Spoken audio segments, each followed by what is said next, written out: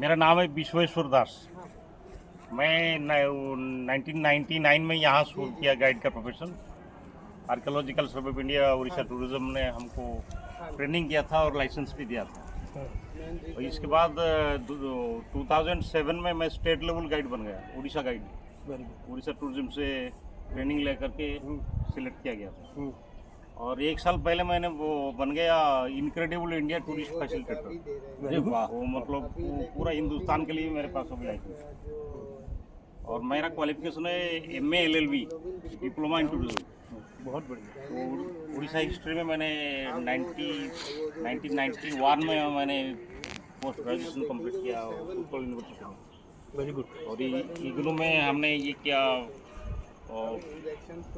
Tourism का diploma किया, IGNOU LLB किया। और तकरीबन 1999 से लेकर आज तक तो मेरा यहाँ पर जो स्पेशलिटी है, मैं यहाँ पर जो VIPs और VIP आते हैं, बड़े बड़े डिग्निटरीज आते हैं, मैं इनको उड़ीसा टूरिज्म पर्यटन विभाग और प्रशासन की तरफ से गाइड करता हूँ। ऐसे तो बहुत सारे बड़े बड़े हैं, लेकिन इनमें से सबसे बड़े हैं माननीय राष्ट्रपति रामनाथ कोविंद 2021 में आए थे। तो प्रशासन की तरफ से, टूरिज्म की तरफ से मेरे को जिम्मेदारी दिया गया था उनको गाइड करने के लिए। तो मैंने उनको गाइड किया था। मेरे पास फोटोग्राफ्स है और टेस्टिमोनियल्स है। और ये मैं अंग्रेजी, हिंदी, उड़िया मेरा मातृभाषा है। इसी के अलावा मैं फ्रेंच, इटालियन भी बोल सकता हूँ। तो मतलब सिर्फ कोणार्क में नहीं, पीक सीजन में कुछ ट्रैवल एजेंसी वालों ने मेरे को बुलाते हैं और मतलब अंग्रेज लोग जो आते हैं, विदेशी लोग आते हैं, उनको मैं एक्कम्पनी करने के लिए कभी कभी मुझे बाहर जाना पड़ता है, जैसे वेस्ट बंगाल, छत्तीसगढ़, बिहार और बाकी आंध्र प्रदेश, विशाखापट्टनम। अच्छा। और मैंने बाई रोड मैंने कोलकाता से रिसीव करके चेन्नई तक बाई रोड मैंने किया है। कोलकाता से receive Chennai metro by road. तो ये था मेरा इंट्रोडक्शन। अभी कोणार्क सूर्य मंदिर के बारे में शुरू करेंगे। तो इससे पहले यहाँ पर जो गाइडिंग चल रहा था, वो लोग पढ़े लिखे नहीं थे। वो मतलब मान लीजिए अनपढ़ लोग ही गाइडिंग करते थे, एक्सपीरियंस के हिसाब से करते थे।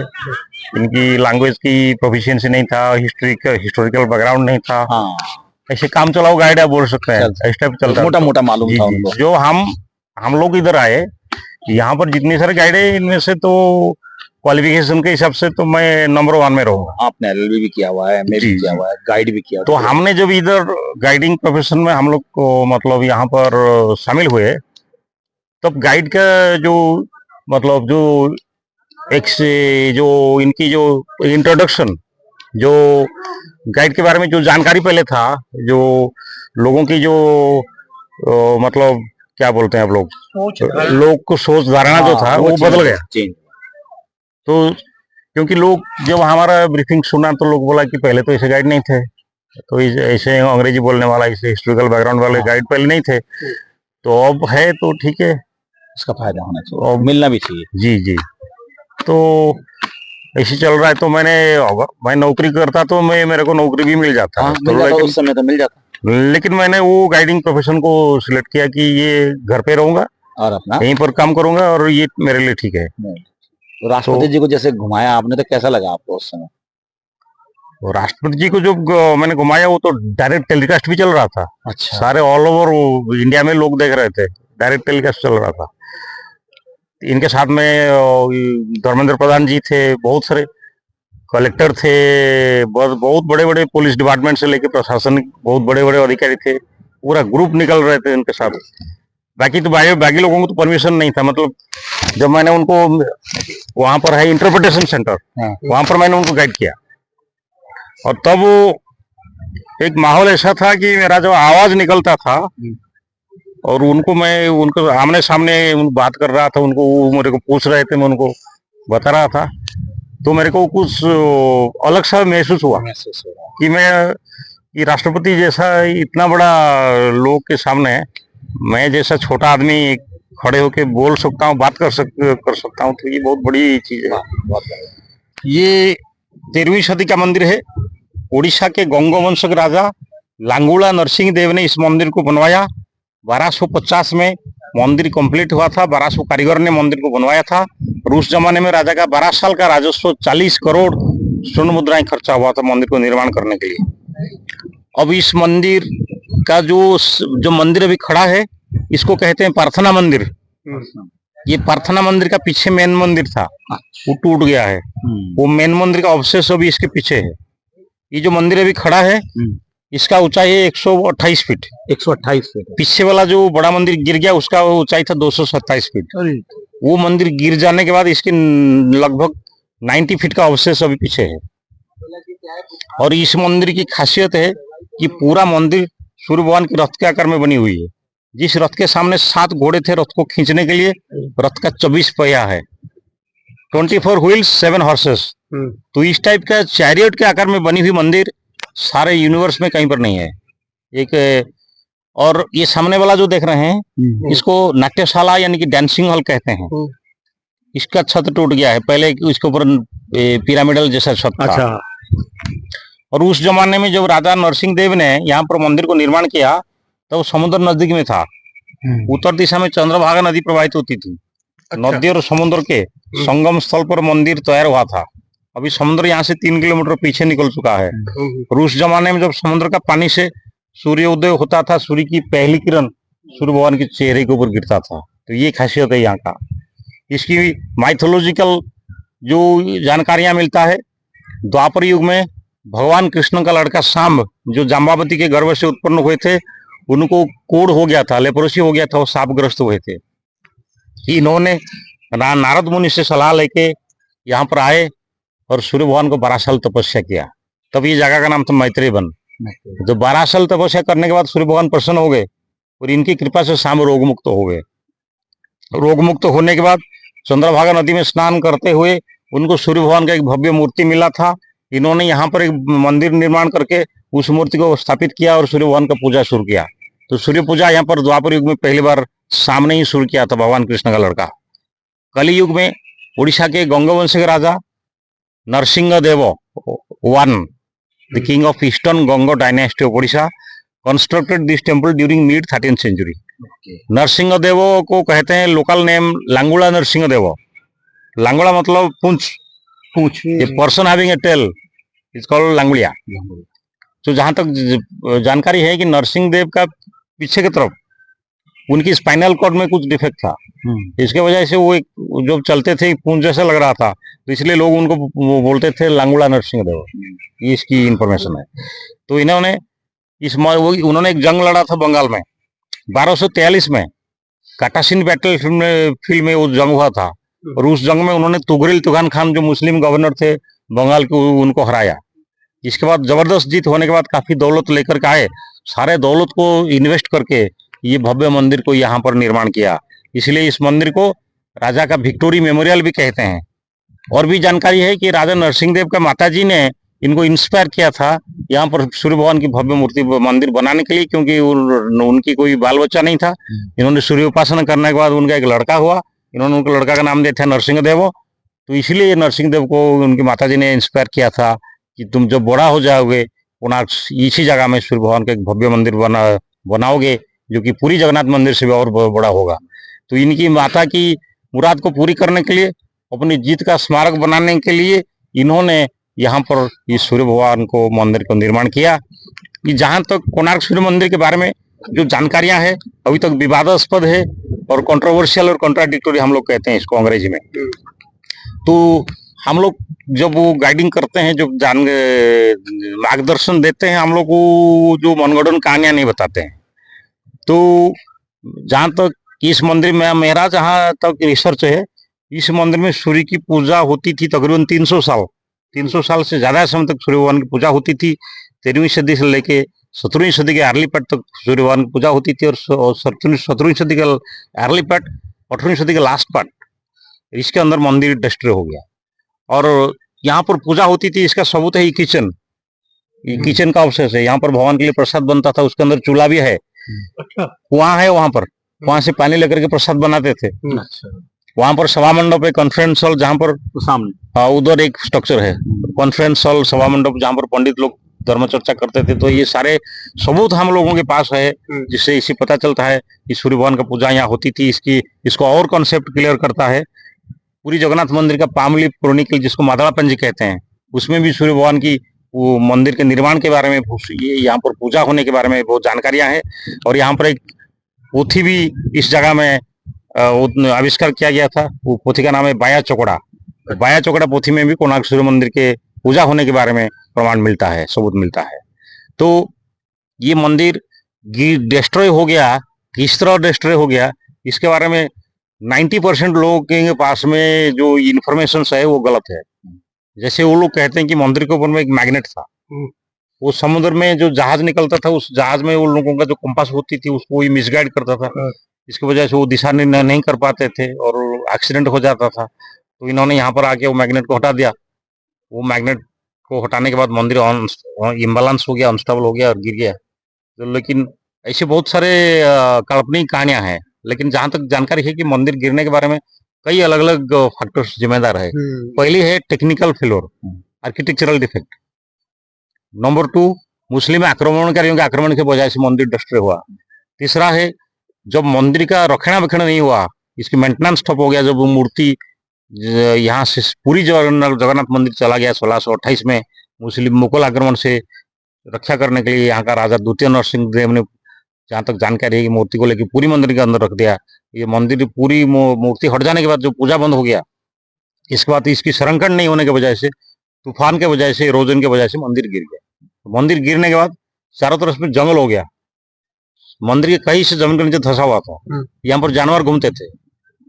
जितने पर्यटक देख रहे हैं, कोई टूरिज्म नहीं था। तो इस मंदिर को पहला बार आविष्कार किया यूरोपियन नाविक लोगों ने। तो यूरोपियन नाविक लोग समुद्र में सफर करते थे, मद्रास से कोलकाता जाने का बंगाल की खाड़ी में सी रूट था। तो इन्होंने वो समुद्र में गुजरते हुए ये मंदिर को पहले बार लोकेट किया था। तब ये मंदिर एक स्तूप जैसा लग रहा था, जिसको पगोड़ा कहते हैं। तो इसकी रंग काला दिखाई पड़ता था। तो इन्होंने इसका नाम दे दिया ब्लैक पगोड़ा। अच्छा, तो इसी तो ब्लैक पगोड़ा कोणार्क सूर्य मंदिर की दूसरा नाम है। तो यूरोपियन नाविक लोगों ने इसका नाम दिया था ब्लैक पगोड़ा। पूरी का जगन्नाथ मंदिर का नाम दिया था व्हाइट पगोड़ा, क्योंकि उसके ऊपर सफेद लाइम का प्लास्टर था। तो ये ब्लैक पगोड़ा उस समय में काफी यूजफुल होता था नेविगेशन के लिए। तो इसीलिए लाइट हाउस जैसा काम करता था। तो इसीलिए मैरीन बोर्ड ने ब्रिटिश गवर्नमेंट को रिक्वेस्ट किया कि इस मंदिर की प्रिजर्वेशन किया जाए। 1901 में अंग्रेज इधर पहुंचे, लॉर्ड कर्जन के पीरियड में। तो अंग्रेज ने यहाँ पर पहली बार 1901 में इसकी उत्खनन शुरू किया। जंगल फंगल सब काट सफाई करके रेत पत्थर निकाल के इसको उत्खनन शुरू किया। 1901 से लेके 1938 तक पीडब्ल्यूडी डिपार्टमेंट यहाँ पर कंजर्वेशन कर रहा था।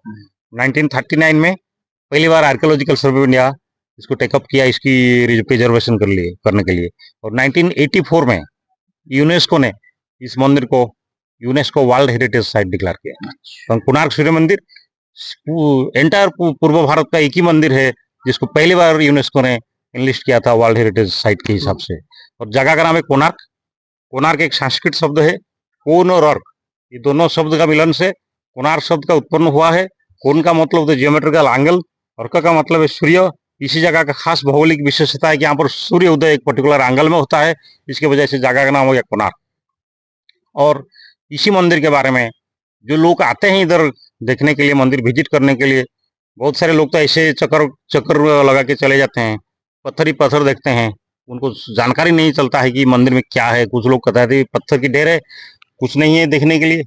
यहाँ पर पूरा यूनिवर्स है, आदमी का पैदा से लेकर के देहांत होने तक, राजा का पूरा लाइफ, नर नारियों के मिलन की मूर्तियां हैं, एनिमल की मूर्तियां हैं, चिड़िया की मूर्तियां हैं, नाग नागिन की मूर्तियां हैं, सारे यूनिवर्स है। और इसी के बारे में रविंद्रनाथ टैगोर ने कहा, the language of the man is defeated here by the language of the stone. मतलब है कि यहाँ पर आदमी का भाषा पत्थरों के भाषा के सामने हार मान जाता है। ये पत्थर का कविता है। तो ये पत्थर का कविता को स्टडी करने के लिए दिमाग चाहिए और प्रॉपर गाइडेंस चाहिए। तो ये था कोणार्क सूर्य मंदिर के बारे में इंट्रोडक्शन। और जो प्रैक्टिकल गाइडिंग होगा वो चलेगा जब हम परिक्रमा करेंगे, मूर्तियों के बारे में चर्चा करेंगे, तो मैं आपको इसके बारे में और बताऊंगा। और ये और एक भी लीजेंड है, उसको भी मैं कंप्लीट कर देता हूँ जी। ताकि इसके बाद सिर्फ हम मूर्तियों के बारे में चर्चा करेंगे। एक लीजेंड कहता है कि जो 1200 कारीगर ने इस मंदिर को निर्माण किया, वो 1200 कारीगर का एक हेड मिस्त्री था, उनका नाम था विशु महाराणा। विशु महाराणा का लड़का का नाम है धर्मपद, निक नेम धर्मा। विशु जब वो अपने घर छोड़ के आया मंदिर बनाने के लिए, तब उनका लड़का माता के कोख में था। वो घर से निकलने के बाद वो लड़का पैदा हुआ। यहाँ पर मंदिर को बनाते बनाते 12 साल गुजर गया, वो लड़का 12 साल का हो गया। तो 12 साल खत्म होने के बावजूद 1200 कारीगर मंदिर को खत्म नहीं कर पाए, क्योंकि जब तक मंदिर के ऊपर जो गुंबज है, इसके ऊपर जब तक कलश स्थापित नहीं होता है, तब तक मंदिर अधूरा है। वहां पर कुछ टेक्निकल डिफेक्ट था, इसके वजह से वो कलश स्थापित नहीं हो पा रहा था। तो राजा गुस्से में आकर के हुक्म दे दिया, अगर काल सुबह प्रातः काल तक ये काम खत्म नहीं होगा, 1200 कारीगर का सर काट हो जाएगा। तो इसी दरमियान संयोगवशतः ये 12 साल का लड़का ने अपने पिताजी के साथ मुलाकात करने के लिए अपने घर से रवाना हो चुका था, और साथ में लाया था उनकी बाग का बेर का फल और पालतू कुत्ता बलिया, ताकि उसको देख के उसको पिता इसको पहचानेगा। फिलहाल पिता पुत्र का मिलन हो गया। जब वो लड़का को पता चला कि राजा का हुक्म है कि काल सुबह सारी कारीगर मरने वाले हैं, तो वो लड़का ने कहा कि ये काम तो मैं कर सकता हूँ, मेरे पास एक ज्ञान है, मेरा माताजी ने मेरे को इसके बारे में शिल्प शास्त्र के बारे में शिक्षा दी है, तो ये काम मैं कर सकता हूँ। तो इनको जिम्मेदारी दिया गया। ऊपर चढ़ के देखा कुछ टेक्निकल डिफेक्ट था, इन्होंने उसको सुधार दिया। इसके बाद गुंबज के ऊपर कलश स्थापित हो गया, मंदिर कंप्लीट हो गया। मंदिर कंप्लीट होने के बाद सारे लोग खुश हो गए, लेकिन एक कारीगर ने कहा कि अगर राजा को पता चलेगा इतना छोटा सा लड़का ने ये काम कर दिया, 1200 कारीगर नहीं कर पाए, राजा फिर क्रोधित हो जाएंगे, हो सकता है फिर से मृत्युदंड मिल जाएगा। तो या तो 1200 कारीगर जिंदा रहेगा, या तो 12 साल का लड़का जिंदा रहेगा। अगर 1200 कारीगर जिंदा रहेगा तो 12 साल का लड़का को मरना पड़ेगा। तो कारीगर के बीच में झगड़ा शुरू हो गया। तो बाद में ये 12 साल का लड़का ने निर्णय लिया कि 1200 कारीगर का जान ज्यादा कीमती है, तो 1200 कारीगर का जान बचाने के लिए मेरे को मेरा जान को कुर्बान करना है। इन्होंने मंदिर के ऊपर चढ़ गया, छलांग लगाया, समुद्र को खुदकुशी कर दिया। मकसद ये था कि इन्होंने सोचा कि अगर मैं जिंदा नहीं रहूंगा तो किसी को पता नहीं चल पाएगा कि ये काम कौन किया है। तो कोणार्क, लेकिन ये जो कहानी मैंने बताया, इसको हम लोग हिस्टोरिकल फैक्ट नहीं कह सकते हैं, क्योंकि इसको किंवदंती कहेंगे। किंवदंती है, किंवदंती लीजेंड, जिसको हम चैलेंज नहीं कर पाएंगे, कोई सबूत नहीं है, ये सुनी सुनाई कहानी है। और इसी के साथ इंट्रोडक्शन खत्म हो रहा है कोणार्क सूर्य मंदिर का। अभी प्रैक्टिकल के लिए चलेंगे। उड़ीसा में जितना हिंदुओं का मंदिर है, और हिंदू मंदिर के सामने सिंह द्वार होता है, क्योंकि सिंह है हिंदू धर्म की निशानी। लेकिन यहाँ पर देखिए नीचे इंसान है, इंसान को दबाया हाथी, हाथी को दबाया सिंह। ये 3 मूर्तियां एक सिंगल पत्थर में बनी है, सिंगल पत्थर मूर्ति। और ये पत्थर का नाम है खोंडोलाइट स्टोन। तो यहाँ पर 2 फिलोसफिकल इंटरप्रिटेशन है। पहली फिलोसफी के हिसाब से सिंह है ताकत की निशानी, हाथी है दौलत की निशानी। जब किसी इंसान के पास में ताकत और दौलत ये दोनों इकट्ठा हो जाता है, तब आदमी के दिल में घमंड पैदा होता है। तो घमंड ये आदमी को नीचे चकनाचूर कर रहा है। तो इसकी फिलोसफी है कि भगवान का दर्शन करने के लिए किसी को अंदर जाना है, तो पहले दिल के अंदर में जो घमंड है, दौलत और ताकत की, इसको बाहर छोड़ दीजिए, तभी अंदर जाने से भगवान का कृपा मिल सकता है, वरना आदमी ऐसे खत्म हो जाएगा। इसका दूसरा फिलोसफी है कि आदमी सनातन हिंदू धर्म की निशानी है, जो पहले था उड़ीसा में। तो सनातन धर्म को दबाया गया, तो बौद्ध धर्म इसका निशानी हाथी है, और बौद्ध धर्म को फिर से हिंदू धर्म ने दबा दिया था आदि शंकराचार्य के समय में, इसका निशानी सिंह है। इस तरह कई अलग अलग जानकारी है इसके बारे में। तो इसको नृत्यशाला यानी कि डांसिंग हॉल कहते हैं। हमारे हिंदुस्तान में जो टेम्पल आर्किटेक्चर है, टेम्पल आर्किटेक्चर मंदिर स्थापत्य को 4 अलग अलग स्टाइल में डिवाइड किया जाता है: नागरो, द्राविडो, बेसरो, कलिंगो। हमारे नॉर्थ इंडिया में जो स्थापत्य है, इसको कहते हैं Nagara style of architecture. South India में Dravidian style of architecture, western India में बेसर आर्किटेक्चर, और उड़ीसा में जो आर्किटेक्चर है, तो इसको कहते हैं कलिंग आर्किटेक्चर, क्योंकि उड़ीसा का प्राचीन नाम कलिंग था। ये Kalinga architecture 7th century AD में शुरू हुआ, 13th सेंचुरी में खत्म हो गया। यानी कि कोणार्क सूर्य मंदिर कलिंग आर्किटेक्चर का लास्ट मंदिर है। अच्छा। तो कलिंग स्थापत्य जब मेच्योर फेज में पहुंच गया, मंदिर का हाइट काफी बढ़ गया, और मंदिर का 4 हिस्सा हो गया। पहले सिर्फ एक ही हिस्सा था, इसके बाद 2 हुआ, इसके बाद 3 हुआ, बाद में 4 हो गया। 4 हिस्सा कौन कौन है? जो सबसे लंबा होता है इसको कहते हैं देवड़ो कहते हैं। इसके अंदर भीमोनो भी कहते हैं, अंग्रेजी में सैंक्टम सैंक्टोरियम कहते हैं। इसके अंदर में गर्भगृह होता है, भगवान का बैठने का जगह। इसके सामने होते जगमोहन, जहाँ पर भक्त लोग इकट्ठे होते हैं पूजा पाठ करने के लिए। तीसरा होता है नाट्य मंदिर, जो कि ये है नाट्य मंदिर कहते हैं, जो जहाँ पर देवदासी नृत्य करते थे। नृत्य की फोटो। हाँ, तो चौथा पार्ट है भोग मंडप, जहाँ पर भगवान के लिए प्रसाद समर्पण किया जाता है। तो हमारा उड़ीसा अभी उड़ीसी नृत्य के लिए काफी मशहूर है। ये उड़ीसी नृत्य वो देवदासी नृत्य से पैदा हुआ। जो मंदिर में जो देवदासियां नृत्य करते थे, उसी नृत्य से उड़ीसी नृत्य पैदा हुआ। उड़ीसा का काफी जाने माने केलुचरण महापात्र जी, पंकज चरण दास, आपका गुरु गंगाधर प्रधान, इन्होंने सारे उड़ीसी नृत्य को प्रमोट किया। संयुक्ता पाणिग्राही, आप जानते होंगे इनके नाम। तो पहले क्या होती थी, पहले तो देवदासियां मंदिर में नृत्य करते थे। तो इसके बाद कपिलेंद्र देव के पीरियड में इन्होंने एक कॉन्सेप्ट क्रिएट किया कि मंदिर के बाहर में ये डांस किया जाए। जो मंदिर के अंदर में होता है तो इसको बाहर में किया जाए। उस समय में औरत लोग बाहर में डांस करने के लिए, नाचने गाने के लिए तैयार नहीं थे। तो इन्होंने क्या किया, छोटे छोटे लड़कों को लिया, 6 साल से 14 साल तक उम्र, उनको लेडीज का कॉस्ट्यूम पहना करके नृत्य करवाया। उसको कहते हैं गोटीपो नृत्य। उड़ीसा में जितने बड़े बड़े डांसर है, जैसे आपका केलीचरण महापात्र, आपका गुरु गंगाधर प्रधान, वो पहले से गोटीपो नृत्यांगना थे। तो बाद में क्या हुआ, वो गोटीपो नृत्य और उड़ीसी नृत्य, ये दोनों को मिला करके, सॉरी, माहरी नृत्य जो मंदिर का, जो देवदासी नृत्य और गोटीपो नृत्य, ये दोनों को मिला करके उड़ीसी नृत्य क्रिएट हुआ। यानी कि उड़ीसी नृत्य काफी ज्यादा पुराना नहीं है, वो बाद में ही कंसेप्ट डेवलप हुआ है।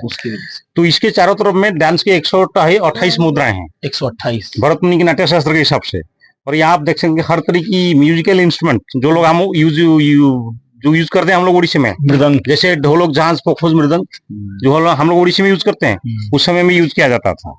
अच्छा, यहाँ देखिए एक डांसर नृत्य शुरू करने से पहले थोड़ा सा रिलैक्स कर रही है, इसके बाद अंगड़ाई तोड़ रही है, इसके बाद श्रृंगार कर रही है, इसके बाद दोनों हाथ को जोड़ के अपनी गुरु को प्रणाम करके नृत्य शुरू कर रही है। ये रिवाज अभी तक उड़ीसी नृत्य में है, जिसको कहते हैं मंगलाचरणम, तो फर्स्ट आइटम ऑफ उड़ीसी।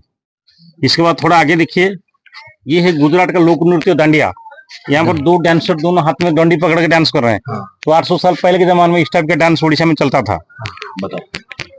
तो यहाँ देखिए एक डांसर जब नृत्य खत्म कर रही है, फिर से दोनों हाथ को जोड़ के इजाजत ले रही है। और यहाँ देखिए 2 लेडीज रेसलिंग कर रहे हैं। WWF 800 साल पहले के जमाने में चलता था, जो आज फेमस हो गया। यहाँ देखिए एक हाथी आदमी को उल्टा पकड़ के मार रहा है। तो ये था राजदंड, रॉयल पनिशमेंट। तो मुजरिम को इस तरह सजा देते थे राजा महाराजा लोग। यहाँ पर देखिए 2 पहलवान कुश्ती लड़ रहे हैं। ये आदमी है दोनों, उधर औरत मैंने आपको दिखाया।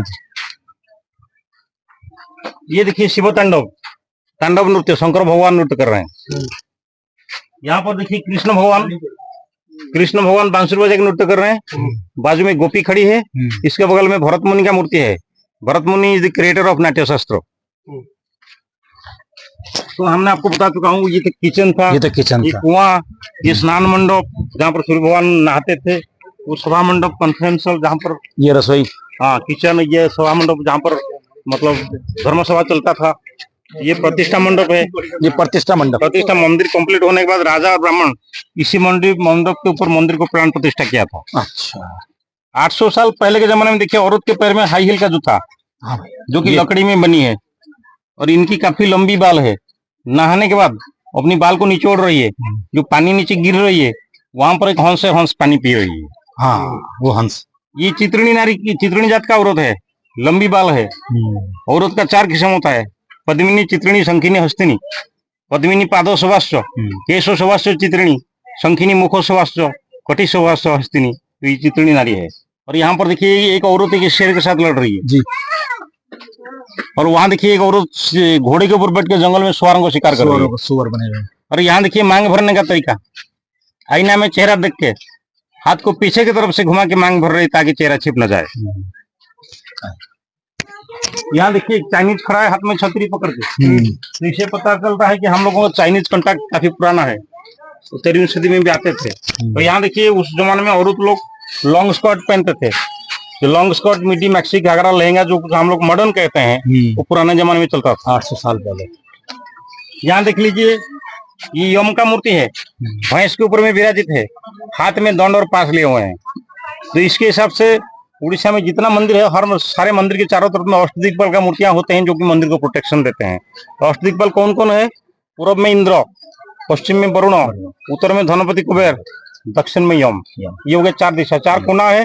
उत्तर पूर्व ईशान, दक्षिण पूर्व अग्नि, दक्षिण पश्चिम नैऋत्य, उत्तर पश्चिम वायव्य, जिसको वायु कोण कहते हैं। तो इसे इसके हिसाब से उड़ीसा में कलिंग आर्किटेक्चर जितने सारे मंदिर है, सारे मंदिर के चारों तरफ में अष्टदिक्पाल का मूर्तियां हैं।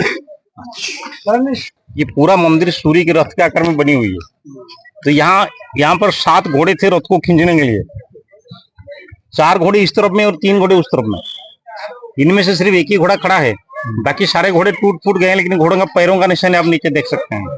पहला, दूसरा, तीसरा, चौथा घोड़ा वहां था। चौथा घोड़ा। तो 7 घोड़े लगाने का मतलब है कि सूर्य की रोशनी में 7 रंग होता है। एक हफ्ता में 7 दिन होता है, 7 days of 1 week। इसको रिप्रेजेंट करते हैं 7 घोड़े। रथ का टोटल 24 पहिया है, 12-12 होकर दोनों बाजू में। 24 पहिया लगाने का मतलब है कि एक दिन में 24 घंटा होता है, और एक साल में 24 पखवाड़ा होता है। 12 होते हैं शुक्ल पक्ष, 12 होते हैं कृष्ण पक्ष। इसको रिप्रेजेंट करते हैं 24 पहिया। 24 पहिया यानी कि 12 जोड़ा। 12 जोड़ा पहिया लगाने का मतलब है कि एक साल में 12 महीना होता है, और एक साल में सूर्य 12 राशि को परिक्रमा करते हैं। राशि चक्र होते हैं 12, इसका प्रतीक है 12 जोड़ा पहिया। पूरी जगन्नाथ मंदिर का जो मेन एंट्रांस है, जिसको सिंह द्वार कहते हैं, आपने देखा होगा इसके सामने एक स्तंभ खड़ा है लंबा सा। हाँ जी। उस स्तंभ का नाम है अरुण स्तंभ। और स्तंभ के ऊपर में सूर्य भगवान का रथ का सारथी अरुण का मूर्ति है। ये अरुण स्तंभ पहले कोणार्क सूर्य मंदिर के सामने था। 18वीं सदी में मराठा राजाओं ने अरुण स्तंभ को यहाँ से लेकर के पूरी मंदिर के सामने स्थापित किया, जो कि अब तक वहाँ खड़ा है। अरुण स्तंभ का ऊंचाई है 34 फीट, एक सिंगल ग्रीन क्लोराइड पत्थर में बनी हुई है। और ये जगन्नाथ मंदिर का अंदर में जो रत्न सिंहासन है, जिसके ऊपर भगवान विराजित होते हैं, वो रत्न सिंहासन का ऊंचाई जगन्नाथ मंदिर का गर्भगृह के अंदर में जितना है, बाहर में अरुण स्तंभ का ऊंचाई बराबर है। अच्छा।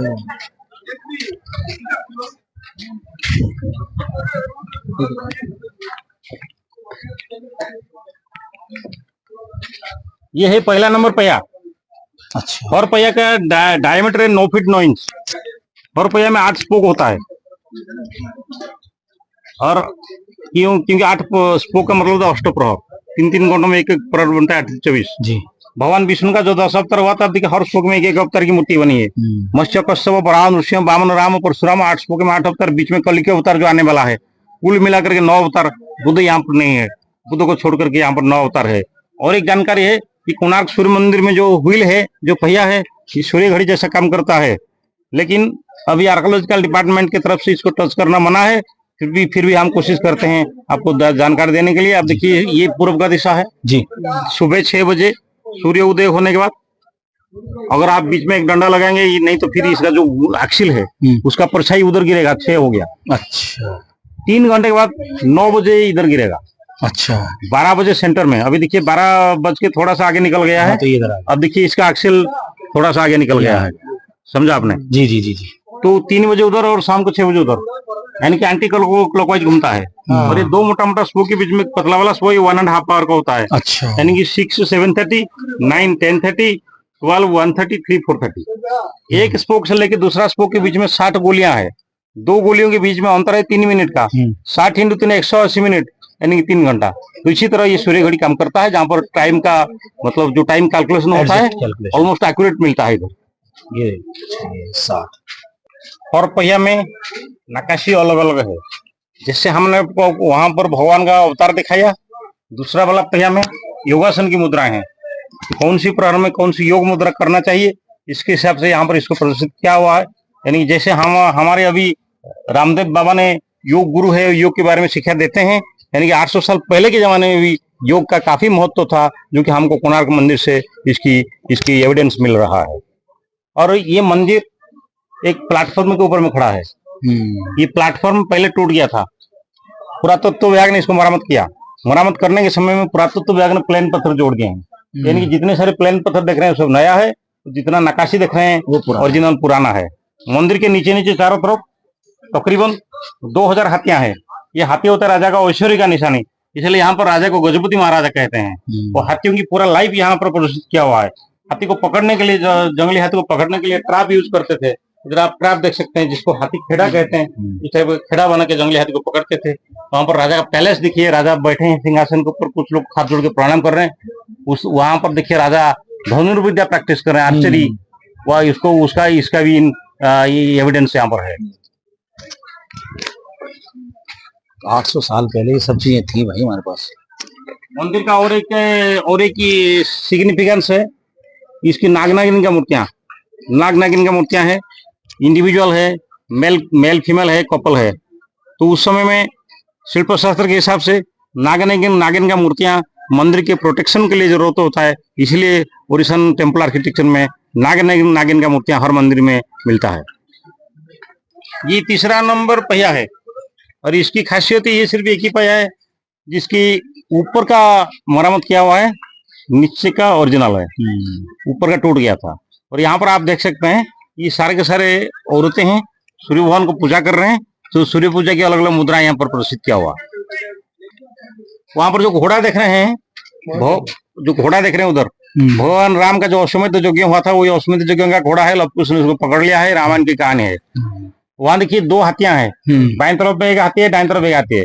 बाएं तरफ हाथी के ऊपर 2 माउंट बैठे हैं और इसके ऊपर आप देखिए एक सिंहासन है और सिंहासन के बीच में लॉर्ड जगन्नाथ, बाएं तरफ शिवलिंगम, दाएं तरफ महिषासुरमर्दिनी दुर्गा की मूर्ति है और बगल में राजा नरसिंह देव खड़े हैं। एक औरत राजा का माला समर्पण कर रही है। तो इसकी फिलोसफिकल मीनिंग है कि गंग राजा ने वैष्णव थे, वैष्णव यानी कि विष्णु उपासक, लेकिन विष्णु उपासक होते हुए भी वो सारे अलग अलग कल्ट का देवा देवियों को पूजा पाठ करते थे। इसका सबूत है, इसलिए राजा नरसिंह देव इकट्ठे, जगन्नाथ बीच में, जगन्नाथ शिवलिंगम दुर्गा, यानी कि शक्ति, शैव और वैष्णव तीनों का सम्मिश्रण हुआ है, तीनों का मिलन हुआ है।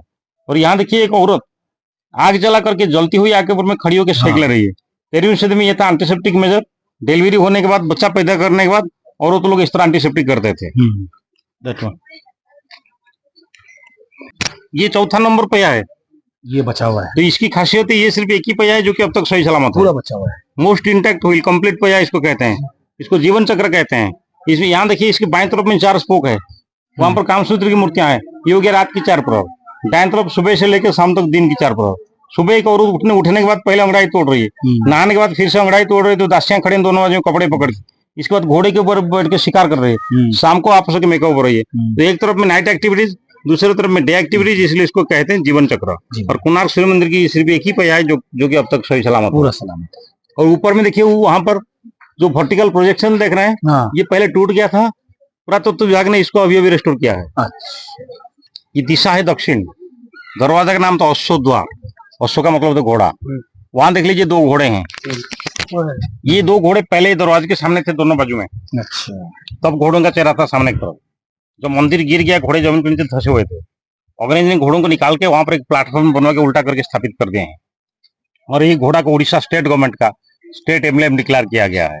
तो इसी तरह ये प्रार्थना मंदिर का 3 दरवाजा था, सामने की तरफ में सिंह द्वार, उत्तर की तरफ में गज द्वार, दक्षिण की तरफ में अश्व द्वार।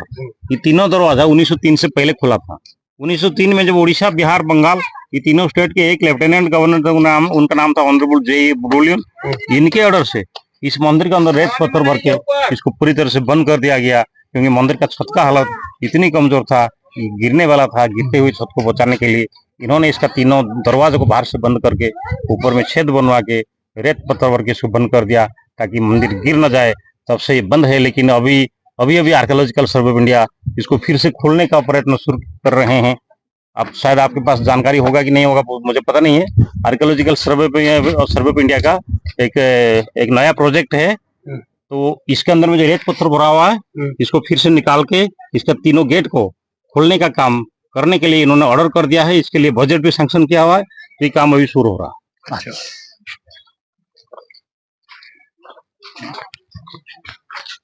ध्यान देख लीजिए, टग ऑफ वार, रस्साकशी, तो दोनों बाजू में रस्सी खींच रहे हैं। तो ये स्पोर्ट्स एक्टिविटीज उस जमाने में भी चलता था। 800 साल पहले से रस्साकशी हमारे पास।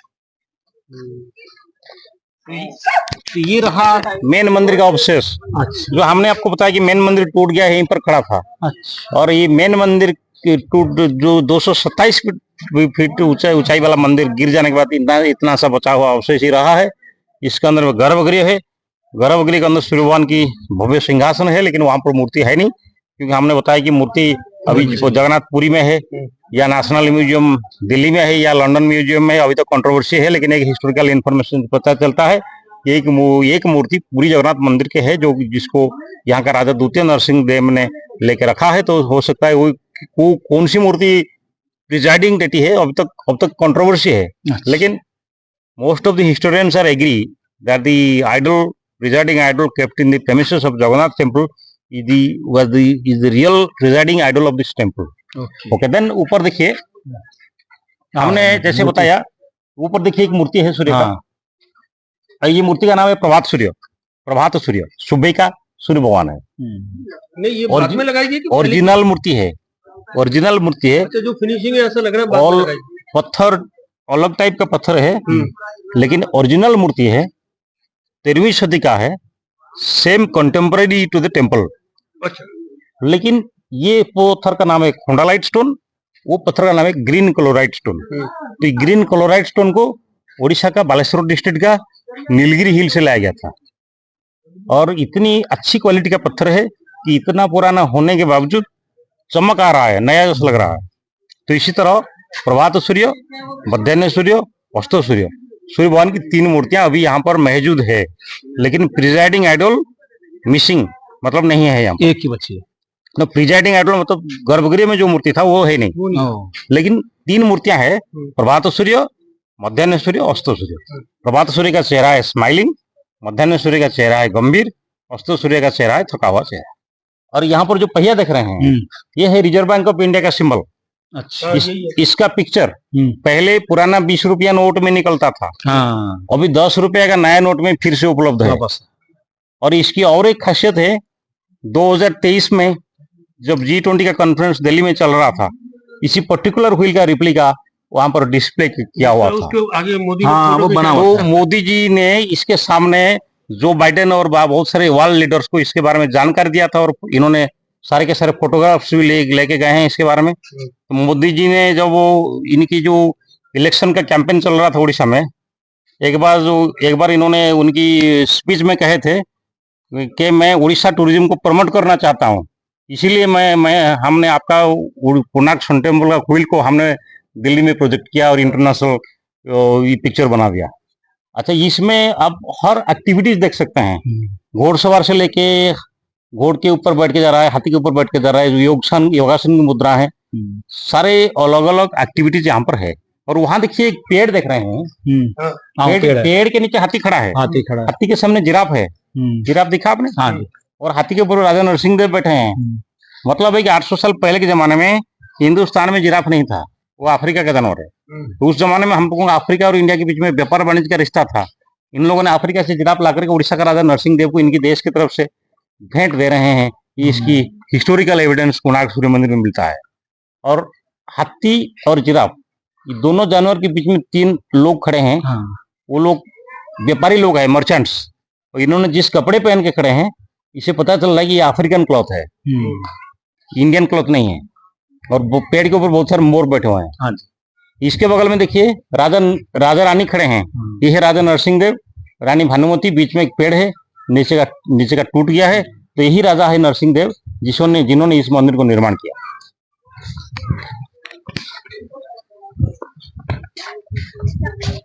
ये 7वीं नंबर पहिया है। गुरा के बीच में देखिए भगवान का नरसिंह अवतार,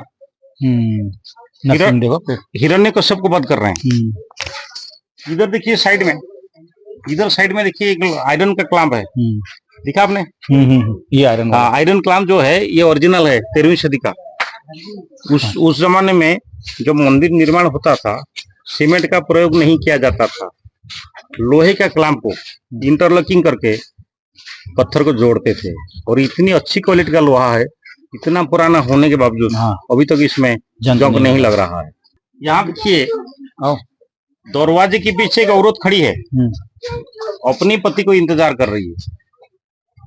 काफी मायूसी चेहरा लग रहा है। तो 800 साल पहले के जमाने में मोबाइल फोन नहीं होता था कॉल करने के लिए, तो औरतें इसी इंतजार में खड़े होते थे अपने पति के लिए। इसको कहते हैं अभिसरिका।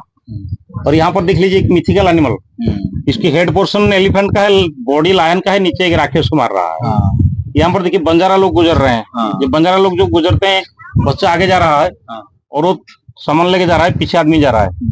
तो इससे पता चल रहा है कि हमारे सोसाइटी में औरतें पहले से ही काफी मेहनती है, जो ज्यादा मेहनत करते थे, और आदमी देखिए ऐसे हल्का फुल्का चल रहा है। हल्का फुल्का। और यहाँ देखिए एक पत्थर खंडित हो गया है। इसके अंदर देखिए दोनों बाजू में लोहे का क्लैंप है, जैसे हमने आपको उधर लोहा दिखाया, हाँ, एक ये रहा। यहाँ भी देखिए लोहा है दोनों बाजू में। तो इस तरह जितनी ज्वाइंट है, कहीं पर भी आप तोड़ेंगे तो अंदर में लोहा ही मिलता है। तो यही टेक्निक था पत्थर को जोड़ने का। ऊपर देखिए शादी का डोली निकल रहा है, मैरिज की प्रोसेशन, पालकी देखिए वहां पर। तो ये एक 13वीं सदी का ट्रेडिशनल वेडिंग प्रोसेशन का एक रिफ्लेक्शन है। और यहाँ देखिए गजेंद्र मोक्षम, हाथी मगरमच्छ का कहानी। तो ये आप जानते होंगे, ये माइथोलॉजिकल स्टोरी गजेंद्र मोक्षम का। हाँ। इसका भी रिफ्लेक्शन यहाँ मिल रहा है। और कोणार्क मंदिर का और एक खासियत है, इसकी कामसूत्र का मूर्तियां। ठीक है, कामसूत्र का मूर्तियां जहाँ पर रिफ्लेक्शन है, मोनोगामी, पॉलीगामी, पॉलीएंड्री। मोनोगामी मतलब एक पत्नी व्रत, बहुपत्नी व्रत और बहुपति व्रत। तो उस जमाने में ये अलाउड था सोसाइटी में, इसकी रिफ्लेक्शन यहाँ मिल रहा है। तो कोणार्क सूर्य मंदिर में, कोणार्क सूर्य मंदिर में हो या खजुराहो में हो और किसी मंदिर में हो, कामसूत्र का मूर्तियां मिलता है। बहुत सारी मूर्ति नर नारियों की मिलन की मूर्तियां मिलता है, काम क्रीड़ा का मूर्तियां मिलता है। इसके बारे में अभी तक ये डिबेटेबल चैप्टर है। इसके बारे में जहां तक जानकारी मेरे पास है, ये अभी तक कंट्रोवर्शियल है। इसमें पहली रीजन है कि उस समय में बौद्ध धर्म का काफी ज्यादा प्रभाव था। लोग बौद्ध धर्म से प्रभावित हो करके वो शादी करने के लिए नाराज होते थे और सन्यास में निकल पड़ते थे। पॉपुलेशन घट रहा था, इसलिए लोगों को आकर्षित करने के लिए इस टाइप की मूर्तियों को मंदिर में प्रदर्शित किया हुआ। और हिंदू फिलोसफी के हिसाब से पता चलता है कि हमारी फिलोसफी में धर्म, अर्थ, काम, मोक्ष, ये 4 मकसद होता है। यानी कि इन्हीं किसी को मोक्ष प्राप्त करना है तो ये तीनों स्टेप क्रॉस करके जाना पड़ता है। धर्म, अर्थ, इसके बाद काम यानी कि सेक्स, इसके बाद मोक्ष मिलता है। तो this is part of the life, ये लाइफ का एक पार्ट है। बिल्कुल। और इसकी और एक जानकारी है, ये था सेक्स एजुकेशन। पाश्चात्य मुनि, जो 9वीं सदी के मुनि थे, इन्होंने कामसूत्र का किताब लिखे हैं। इन्होंने 64 काम कला कला के बारे में जानकारी दिया है। कोणार्क सूर्य मंदिर एक यूनिवर्सिटी जैसा था, जहां पर ये ज्ञान उपलब्ध होता था नौजवान के लिए। तीसरा पॉइंट है, इंद्र का वज्राघात मंदिर के ऊपर नहीं लगता है, नहीं पड़ता है, नहीं गिरता है जब मंदिर में कामसूत्र का मूर्ति रहता है। क्योंकि इंद्र जब कामसूत्र का मूर्ति देखता है तो प्रसन्न हो जाता है, क्योंकि ये रिप्लिका है हेवन का। इंद्र खुद काम का देवता है, तो इसीलिए इंद्र को प्रसन्न करने के लिए एक नेचुरल प्रोटेक्शन है कामसूत्र का मूर्ति।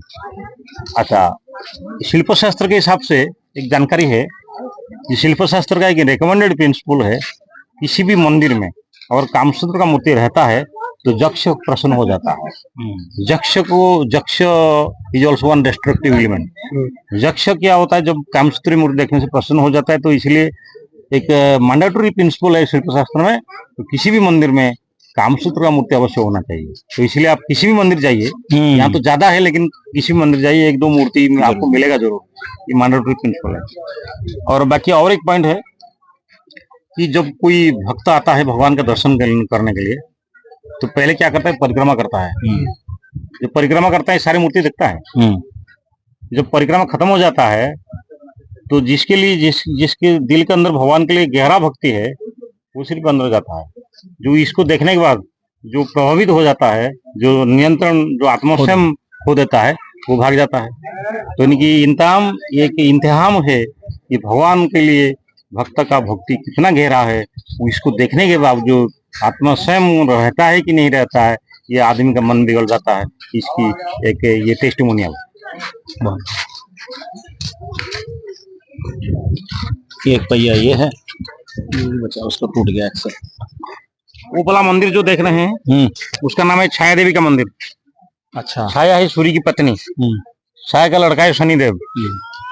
तो जैसे माइथोलॉजी में पता चलता है कि छाया या गर्भसम्भूतम वंदे भक्त्या शनैश्चरं, यानी कि शनि सूर्यपुत्र है। और लेकिन हिस्टोरिकल इंफॉर्मेशन से पता चलता है कि ये मंदिर पहले सूर्य का मंदिर था। 11वीं सदी में केसरी वंश के राजा पुरंदर केसरी ने इस मंदिर को निर्माण किया था। और बाद में जब नरसिंह देव राजा ने इसके सामने एक बड़ा मंदिर बना दिया, तो वहां जो सूर्य का मूर्ति था, उस मूर्ति को वहां से शिफ्ट करके इस मंदिर में पुनः स्थापित किया गया। और बाद में इस मंदिर में कोई देवी मूर्ति को प्रतिष्ठा करके पूजा शुरू किया गया। तब से उसको छाया मंदिर कहते हैं और इसको सूर्य मंदिर कहते हैं। लेकिन वो मंदिर इस मंदिर से काफी पुराना है। और बाकी दूर में देखिए एक ईंट का मंदिर दिखाई पड़ता है, तो कोणार्क का सबसे प्राचीन मंदिर है। ये 9वीं सदी का 10वीं सदी का मंदिर होगा। वो पूरी ब्रिक में बनी है। तो जहां तक पता चलता है वो ईंट में बनी हुई मंदिर सबसे प्राचीन सूर्य मंदिर है। पहले वहां पर सूर्य मंदिर निर्माण किया गया था, बाद में ये मंदिर निर्माण किया गया। और इसके बाद लेटेस्ट मंदिर ये है। ये है, आओ इधर देखो, ये लेटेस्ट वाला है। वो ईंट का था, 9वीं शताब्दी का। ऊपर में जितने सारे टूटा फूटा मूर्तियां देख रहे हैं, हाँ जी, ये सारे ओरिजिनली मंदिर में था। जो मंदिर टूट गया सब नीचे गिरा हुआ था। पुरातत्व विभाग ने मरम्मत करने के समय में इसको जगह जगह पर जोड़ दिए हैं। यहाँ पर देखिए कुछ तीर्थयात्री सफर कर रहे हैं। रास्ते में लुटेरे आ जाते हैं जी। एक लुटेरा उनका सामान छीन के ले रहा है। यानी उस समय भी लूट मार होता था। यहाँ देखिए राजा घोड़े के ऊपर बैठ के जंगल में हिरण शिकार कर रहे हैं। आइए,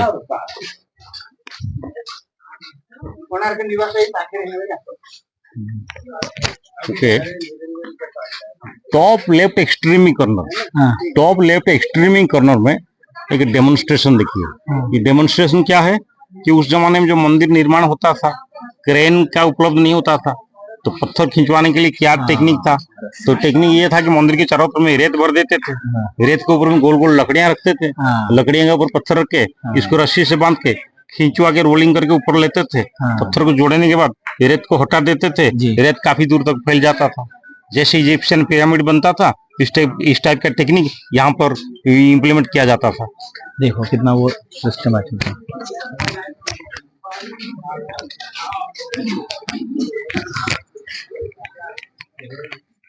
यहाँ देखिए वानप्रस्थ जाने का दृश्य। पुराने जमाने में जो लोग बुजुर्ग हो जाते थे वो वानप्रस्थ में निकल पड़ते थे। जंगल में जाकर के तपस्या करते थे, वहीं मर जाते थे। वापस आने के लिए कोई संसाधन नहीं मिलता था। तो यहाँ पर एक बुजुर्ग औरत अपने घर से निकल रही है। जाने के समय में अपनी बेटे को गले लगा रही है। बहू पैर छू के प्रणाम कर रही है। इनका पोता दादी माँ को पकड़ के रो रहा है। ये वानप्रस्थ जाने का दृश्य है। और यहाँ देखिए कुछ मछुआरा लोग मछली पकड़ने के लिए उनका नेट वगैरह लेके जा रहे हैं। कुछ लोग जंगल में हाथी पकड़ते हैं। यहाँ पर एक हाथी प्रसव करती है, बच्चा प्रसव करती है। उनका जो मेल एलिफेंट है वो बच्चा को पकड़ता है। वो नीचे वाला मेल एलिफेंट। आओ आओ अवधेश, ये भी आ गया। अच्छा अच्छा, इनका खत्म हो गया 12वां नंबर पहिया। अच्छा, ये 12वां नंबर पहिया। ये टूट फूट गया था, इसको मरम्मत किया हुआ।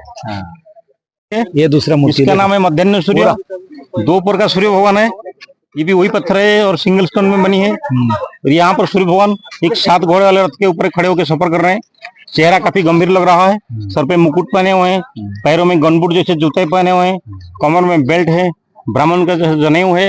और नीचे गिरने की वजह से सूर्य भगवान का हाथ खंडित हो गया है। ये मूर्ति नीचे गिरा हुआ था, अंग्रेज ने इसको लेके फिर से उधर लगा दिया। एक वेरी इंटरेस्टिंग स्कल्पचर है जिसको हम कुछ लोग कहते हैं सासबो को झगड़ा कहते हैं और कुछ लोग कहते हैं कानाफूसी। तो ये एक बुजुर्ग औरत अपनी कमर में हाथ रखते हुए वो कानाफूसी कर रही है। तो 800 साल पहले के जमाने में कानाफूसी भी चलता था, चुगली चलती थी।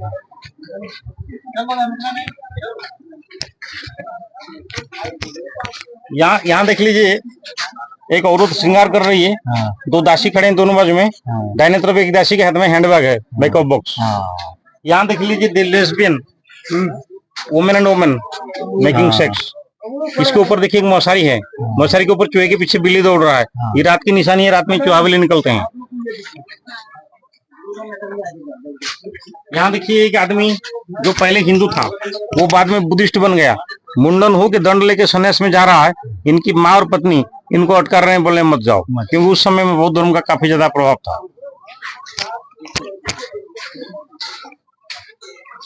ये सिंह का मूर्ति और बाकी जितने सारे पत्थर गिरा हुआ है वो सब मेन मंदिर के ऊपर से गिरा हुआ है। तभी यहाँ रख दिया। ये भी पहिया पूरा बचा हुआ है।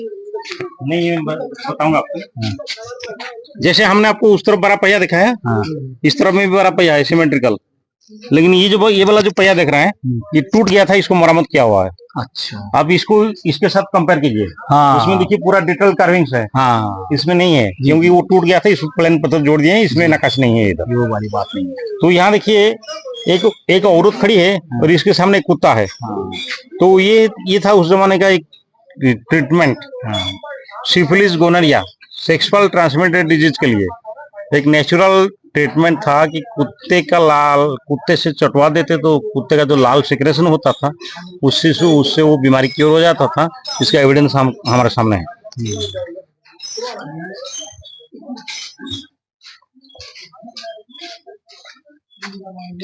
वो लायन के बगल में एक कपल खड़े हैं। इस आदमी को हाइड्रोसिल का बीमारी हुआ है, यानी उस समय भी ये हाइड्रोसिल का बीमारी भी था। वहां देखिए एक आदमी खड़ा है, तो हाथी का सर है, उसके बगल में एक आदमी खड़ा है। इनको कुछ सेक्सुअल डिजीज हुआ था, इसके लिए इन्होंने ऑपरेशन किया हुआ है, सर्जरी किया हुआ है, और सर्जरी के बाद इन्होंने वहां पर एक बैंडेज अप्लाई किया है और इन्होंने इसको पकड़ के रखा है। तो यानी कि इससे पता चलता है कि उस जमाने में सर्जरी भी चलता था सेक्सुअल ट्रांसमिटेड डिजीज के लिए 800 साल पहले। इधर देख लीजिए child marriage system. Child marriage system में एक माँ अपनी बच्ची को डोली में बिठा करके शादी करवाने के लिए जा रही है। ये है मेन मंदिर का अवशेष। ये मेन मंदिर पहले एक कमल के ऊपर में था, वो कमल का पंखुड़ी कोने में देख लीजिए, चारों तरफ में पूरा कंप्लीट लोटस था और इसके ऊपर मंदिर खड़ा था। और लोटस, कमल और सूर्य दोनों के बीच में ज्यादा गहरा रिश्ता है। सूर्य भगवान हमेशा दोनों हाथ में कमल का फूल पकड़ते हैं और पद्मासन में विराजित होते हैं। और कोणार्क का दूसरा नाम है पद्म क्षेत्र। उड़ीसा में 4 क्षेत्र है, जगन्नाथपुरी शंख क्षेत्र, भुवनेश्वर लिंगराज गदा क्षेत्र, जाजपुर बिरजा गदा क्षेत्र और कोणार्क है पद्म क्षेत्र। और वहां पर जो सीढ़ियां देख रहे हैं जी, एक छोटा सा ग्रिल का गेट देख रहे हैं। हाँ। तो तकरीबन 20-25 साल पहले पब्लिक अलाउड था गर्भगृह तक जाने के लिए। लोग उस सीढ़ियों के माध्यम से ऊपर चढ़ के जाते थे, उस तरफ फिर सीढ़ियां हैं नीचे उतरने के लिए। और इसके अंदर सूर्य भगवान की गर्भगृह है और गर्भगृह अंदर सूर्य भगवान की सिंहासन अभी तक है, लेकिन मूर्ति वहां नहीं है। तो तकरीबन 20-25 साल हो गया, पुरातत्व विभाग ने इसके अंदर जाना मना कर दिया। आप लोग देख लीजिए ऊपर अस्त सूर्य, शाम का सूर्य भगवान है। एक सिंगल घोड़े के ऊपर सवार होकर सूर्य भगवान अस्ताचल जा रहे हैं, सूरज ढल रहा है और सूर्य भगवान थके हुए हैं। घोड़ा भी इतना बुरी तरह से थक गया है कि अपनी सर झुका के इनकार कर रहा है आगे बढ़ने के लिए। अस्त सूर्य भगवान विष्णु है, प्रभात सूर्य ब्रह्मा है, मध्याह्न सूर्य महेश है। सूर्य भगवान के एक स्तोत्र है, उदय ब्रह्मरूपे त्वं मध्याह्ने त्वं महेश्वरं अस्तमानं स्वयं विष्णु त्रिमूर्ति च दिवाकरं। यानी सूर्य भगवान सकल शक्ति का आधार है, वो ब्रह्मा है, वो विष्णु है, वो महेश है।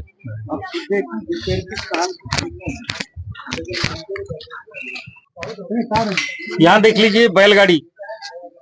बैलगाड़ी में पत्थर लोड करके लाते थे, छोटे छोटे पत्थर लोड करके लाते थे मंदिर बनाने के लिए। रास्ते में विश्राम करते हैं पेड़ के नीचे, बैलगाड़ी खड़ा है, पत्थर लोड हुआ है, बैल खड़े हैं, वहां एक औरत खाना बना रही है। डबल चूल्हा का इस्तेमाल देखिए, 2-2 मटकियां एक साथ में सामने से लकड़ी डाल रही है। इधर दूसरा डबल चूल्हा है, यहाँ पर एक औरत सब्जी काट रही है, यहाँ पर एक औरत चक्की पीस रही है, मसाला ग्राइंडिंग कर रही है। तो पूरा डे टू डे लाइफ का जो एक्टिविटीज है यहाँ पर इसको प्रदर्शित किया हुआ है। वहां पर जो सिंह देख रहे हैं, इस सिंह का मूर्ति पहले हाथी के ऊपर में था। हाथी के नीचे इंसान था, जैसे सामने दिखाया आपने। और ये पूरा मूर्ति एक पत्थर में, सिंगल पत्थर में बनी हुई थी। जो मेन मंदिर गिर गया, मेन मंदिर की दीवार पर तकरीबन 170 फुट हाइट में पूर्व की दिशा में ये मूर्ति लगा हुआ था और इसके नीचे कोई सपोर्ट नहीं था। इसकी वजह से वो इम्बैलेंस होके मूर्ति नीचे गिर गया, अभी 3 टुकड़ा हो गया। और ये मगरमच्छ देखिए, जितने सारे पत्थर चारों तरफ में देख रहे हैं, जंगल में जितने सारे पत्थर गिरा हुआ है, ये सारे पत्थर मेन मंदिर का अवशेष है। इसका उत्खनन के बाद उसको बाहर फेंक दिया गया है और काफी बहुत सारे पत्थर जो उसका डायमेंशन ठीक था उसको इन्होंने फिर से रीयूज किया है, मंदिर जोड़ दिए हैं जगह जगह पर। जो मैंने आपको बताया था कि आर्कियोलॉजिकल डिपार्टमेंट अभी ये प्रार्थना मंदिर को फिर से खोलने का काम शुरू कर रहा है, तो इसकी वजह से इन्होंने यहाँ पर इस टाइप का सपोर्टिंग लगाया है। अच्छा। तो ये सपोर्टिंग तो मतलब ये इनिशियल स्टेज में इन्होंने इस टाइप का सपोर्टिंग लगाया है, और ये इसके अंदर में जो रेत पत्थर है इसको निकालेंगे, तो हो सकता है वो लिप टाइप का बनाएंगे ऊपर से, ऊपर की तरफ से ये इसके अंदर रेत पत्थर भरा हुआ इसको निकालेंगे, और इसके उसका जो रूप है इसको प्रोटेक्ट करेंगे और दरवाजे को खोल देंगे। लेकिन ये काम इन्होंने तो डिक्लेयर किया है, तकरीबन 3-4 साल हो गया, लेकिन अभी तक इतना ही हुआ है और कुछ काम आगे नहीं बढ़ रहा है। पता नहीं चलता है क्यों आगे बढ़ नहीं पा रहा है, तो गवर्नमेंट ने क्यों इसको रोक दिया है। तो इसमें रिस्क फैक्टर भी है, क्योंकि अंग्रेज ने इसको बंद कर दिया था, क्योंकि उनको डर था कि धस जाएगा, गिर जाएगा, इसीलिए ये भी डर। तो पता नहीं, ये आर्कोलॉजिकल डिपार्टमेंट ने कहा कि इसको दोबारा खोल देंगे, लेकिन वो काम आगे नहीं बढ़ रहा है। तो इसके बारे में हम लोग थोड़ा मतलब चिंतित है कि ये प्रोजेक्ट आगे बढ़ेगा कि ऐसे खत्म हो जाएगा, पता नहीं चलता है। पहले यहाँ पर एक दरवाजा था, दिशा है उत्तर, दरवाजे का नाम था गजो द्वार। वहां पर जो 2 हाथियां देख रहे हैं, ये 2 हाथियां पहले दरवाजे के सामने थे, दोनों बाजू में। तब हाथियों का चेहरा था सामने की तरफ।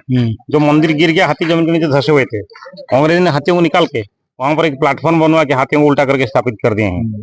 दाहिने तरफ एक हाथी एक आदमी को उठा के ले रहा है, वो आदमी एक फौजी है, हाथ में ढाल पकड़ा हुआ है, वो जंग में घायल हो गया, हाथी उसको रेस्क्यू कर रहा है, दूसरा हाथी दुश्मन को मार रहा है। यानी हाथियों को उस जमाने में ट्रेनिंग जाता था, अपने लोगों को बचाते थे, दुश्मन को मारते थे। तो यहाँ पर जो कुआं देख रहे हैं, ये भी 800 साल पुराना कुआं है, 13वीं सदी का कुआं है।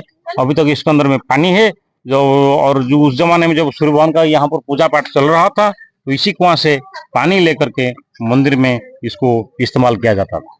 ये भी दरवाजे के ऊपर देखिए, जो लोहे के बड़े बड़े 2 बीम देख रहे हैं, हाँ जी, ये 13वीं सदी का लोहा है, यहीं पर मैन्युफैक्चर किया हुआ था, लोकल कारीगर ने इसको मैन्युफैक्चर किया था। और इतना पुराना होने के बावजूद इसमें जंग नहीं लग रहा है, रस्ट प्रूफ आयरन। इस टाइप का आयरन दिल्ली में है, कुतुब मीनार के बगल में। इसके बारे में मेरे पास एक रिसर्च फाइंडिंग्स है। Late R Balasubramaniam, former professor of IIT Kanpur, जो मेटालॉजी के बारे में रिसर्च कर रहे थे, इन्होंने इसके बारे में एक जानकारी दिया है। उस समय में जब इस टाइप का लोहा बनता था, लोहे में फास्फोरस का ज्यादा क्वांटिटी मिक्सअप कर देते थे। जो लोहे के साथ फास्फोरस मिक्स हो जाता है तो ऐसा बन जाता है जिसको जंग नहीं पकड़ता है। तो हमारे कारीगर और पूर्वजों ने इस टाइप का टेक्निक को इम्प्लीमेंट करते हुए इस टाइप का लोहे का बीम बनवाया, जिसको अभी तक जंग नहीं लग रहा। बात है भाई।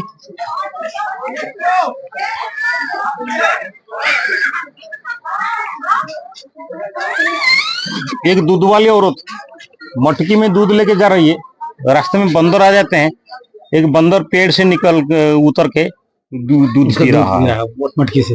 बहुत सारे यहाँ पर देखिए मिथुन मूर्तियां हैं, नर नारियों की प्रेम मिलन की मूर्तियां हैं, और सारी मिथुन मूर्तियां आप देखेंगे पेड़ के नीचे है। तो इसकी एक रीजन है, पेड़, tree is the symbol of fertility cult. तो फर्टिलिटी कल्ट को रिप्रेजेंट करता है पेड़। इसके वजह से जितने सारे कामसूत्र की मूर्तियां हैं, सारी के सारी मूर्तियां पेड़ के नीचे। और यहाँ देखिए राजा पंडित लोगों के साथ बैठ के धर्म चर्चा कर रहे हैं, रिलीजियस कॉन्फ्रेंस चल रहा है। ओके, और वहाँ देखिए वो जो स्ट्रक्चर है, हाँ जी, वो था भंडार गृह, स्टोर रूम था। अच्छा। और चारों तरफ में बाउंड्री वॉल है, इसके अंदर टोटल 12 एकड़ जमीन है, 3 दरवाजा है, बीच में एक दरवाजा, दोनों बाजू में 2 दरवाजा है, तो वहीं पर एक ही दरवाजा है। उस समय में क्या होती थी, समुद्र नजदीक में था, तो समुद्र का पानी से जब सूर्य उदय होता था, सूर्य की पहली किरण सूर्य के चेहरे के ऊपर गिरता था, लेकिन सूर्य का उत्तरायण दक्षिणायन होता है, इसकी वजह से ये दरवाजा है उत्तरायण के लिए। बारिश के मौसम में सूर्य का रोशनी इसके अंदर से गुजरता था, विंटर सीजन में, जाड़ों के मौसम में उस तरफ दक्षिणायन, गर्मी के मौसम में बीच वाले दरवाजे में, ऐसे होकर के सूर्य का रोशनी हमेशा वही मेन गेट के अंदर होकर के पीछे गर्भगृह के अंदर सूर्य का मूर्ति जहाँ था उसके चेहरे के ऊपर गिरता था। देखिए, जो हमारे रामनवमी के समय में जब रामलाला का मंदिर अयोध्या में एक सूर्य तिलक गिराया गया था भगवान रामलाला के मस्तक के ऊपर, तो वो जो टेक्निक था वो था आर्टिफिशियल।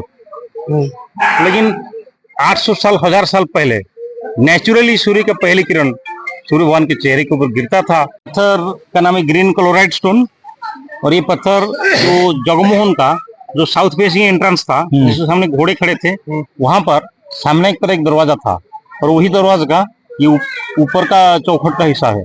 और इसी पत्थर में सूर्य की 3 मूर्तियां बनी है जो हमने आपको दिखाया। हाँ। और इस पत्थर को ग्रीन क्लोराइड स्टोन को उड़ीसा का बालेश्वर डिस्ट्रिक्ट का नीलगिरी हिल से लाया गया था।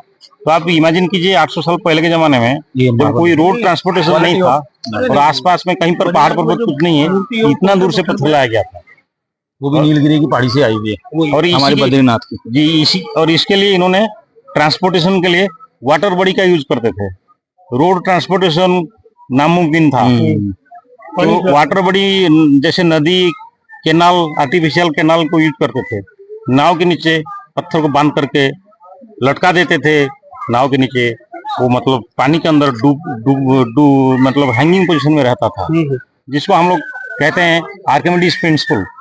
आर्किमिडीज प्रिंसिपल के हिसाब से कोई भी चीज पानी के अंदर जाता है उसका वजन कम हो जाता है।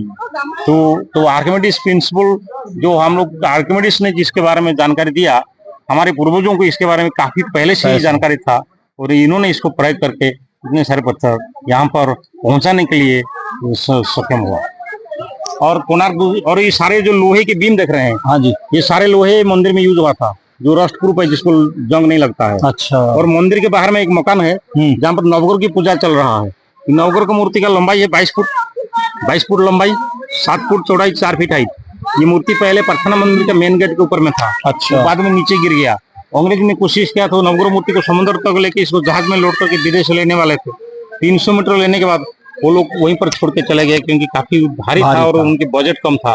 वो बाद में पुरातत्व विभाग ने वो नवग्रह मूर्ति को ला करके मंदिर के बाहर में एक मकान बना के वहां पर स्थापित किया, और अब तक नवग्रह की पूजा पाठ वहां चल रहा है, लेकिन मंदिर में पूजा नहीं हो रहा है, लेकिन नवग्रह मंदिर का एक पार्ट है। और इसी के साथ हम लोग कोणार्क सूर्य मंदिर के जानकारी खत्म करते हैं। बहुत बहुत धन्यवाद विश्वेश्वर भाई, बहुत बहुत। और यहीं पर कोणार्क सूर्य मंदिर में इस टाइप का घटना घटता था, और इसी के साथ जानकारी खत्म हो रहा है। बहुत बहुत धन्यवाद, बहुत बहुत।